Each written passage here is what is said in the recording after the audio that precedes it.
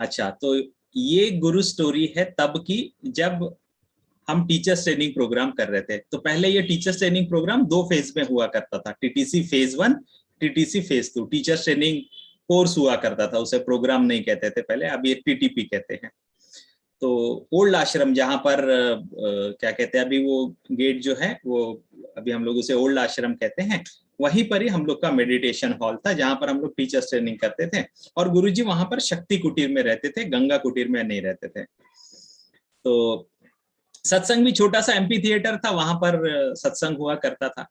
अच्छा, मैं जब कभी भी वो ब्रेक होता था हमारे शाम के सेशन के बाद का, और सत्संग के बीच का जो समय होता था, तो लोग विश्राम करते थे टीचर्स ट्रेनिंग प्रोग्राम में। सुबह 4:30-5 बजे से उठकर साधना वगैरह रहती थी, तो मैं किचन में जाकर सेवा देते रहता था।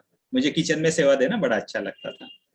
फिर मैं, गिरीश अन्ना, हम दोनों बचा हुआ जो भी वहां पर काम है, उसे वो सत्संग के टाइम ड्यूरेशन में कंप्लीट कर देते। बाद में फिर पब्लिक आकर खाना खाती थी, तो उस दौरान वहां पर कोई सेवा देने वाला नहीं होता था, इसलिए मैं वहां पर ही रहता था। तो एक दिन क्या हुआ, किचन का काम थोड़ा जल्दी खत्म हो गया और सत्संग चल रहा था। तो हम ऐसे ही पीछे से गए, वो एमपी थिएटर छोटा सा ही है, वहां पर पब्लिक भी बहुत ज्यादा नहीं होती थी, बहुत पहले, ये 2002 की बात है। तो मैं ऐसे ही पीछे से गया, और जहां पर वो गंगा कुटीर वाला पैसेज है, जहां से गुरुजी आते थे, उस तरफ जाकर आराम से बैठ गया। वहां पर कोई नहीं था। फिर सत्संग चला। फिर सत्संग में क्वेश्चन आंसर सेशन होता है। तो क्या हुआ, एक कोई तो बंदा ऐसे खड़े हो गया, वो विदेशी था, उसने कुछ तो पूछा, और फिर गुरुजी कुछ तो जवाब दिए, हमारे कुछ समझ में नहीं आया। अच्छा भाई, फिर दूसरे क्वेश्चन आंसर भी हो गए, और फिर सत्संग खत्म हो गया। फिर गुरुजी निकले और गंगा कुटीर की तरफ जाने लगे। तो उनके साथ में आश्रम के कुछ सीनियर टीचर्स वगैरह थे, भरत भैया वगैरह, शायद सद्योजाता जी भी थे। तो वो गुरुजी के साथ में आगे आगे चल रहे, मैं गुरुजी के पीछे।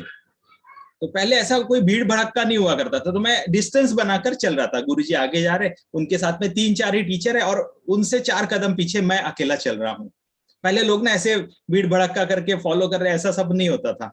आजकल तो गुरुजी जहां पर रहते 2000 लोग एक जगह पर मिलना ही चाहिए।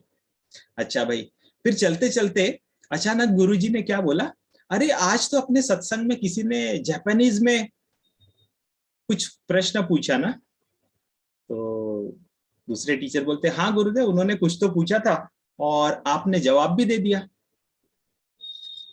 फिर गुरुजी बोले, अच्छा, लेकिन मुझे तो जापानीज नहीं आती है। ठीक है भाई, जापानीज नहीं आती, गुरुजी ने जवाब दे दिया।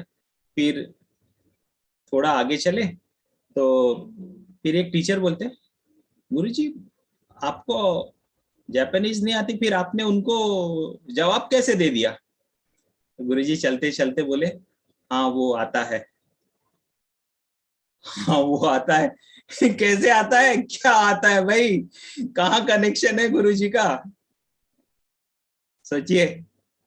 he is connected, he is with divinity, he is the divinity। जय गुरुदेव। तो स्टोरी याद रखना, आता है।